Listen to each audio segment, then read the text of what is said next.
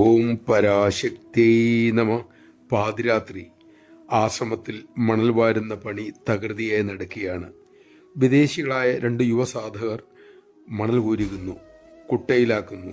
സമയം നീങ്ങിക്കൊണ്ടിരുന്നു. കുറെ നേരമായപ്പോൾ അമ്മ വന്നു. വിയർത്ത് കുളിച്ച് മണൽ ശരീരത്തിലൊട്ടി പണി ചെയ്യുന്ന അവരെ കണ്ടപ്പോൾ അമ്മ ആ കുഞ്ഞിൻ്റെ നേർക്കെന്ന പോലെ ഇരുകൈകളും ഒരു മകൻ്റെ നേർക്ക് നീട്ടി. വേണ്ടമ്മേ, വേണ്ടമ്മേ, ഞാൻ വിയർത്ത് കുളിച്ചിരിക്കുകയാണ്, ശരീരത്തിൽ മുഴുവൻ മണലുമുണ്ട്, ആ യുവാവ് പറഞ്ഞു.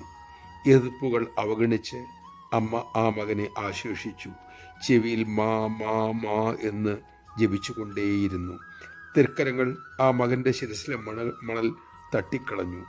നെറ്റിയിലെ വിയർപ്പ് തുടച്ചെടുത്തു. അമ്മ മെല്ലെ പറഞ്ഞു, നിസ്വാർത്ഥ സേവനത്തിൻ്റെ ഈ വിയർപ്പ് അമ്മയ്ക്ക് പ്രസാദമാണ് മോനെ. നമഃശിവായ. നിസ്വാർത്ഥമായി സേവയിൽ മുഴുകി അമ്മയ്ക്ക് ആനന്ദമേകാൻ നമുക്ക് സാധിക്കട്ടെ.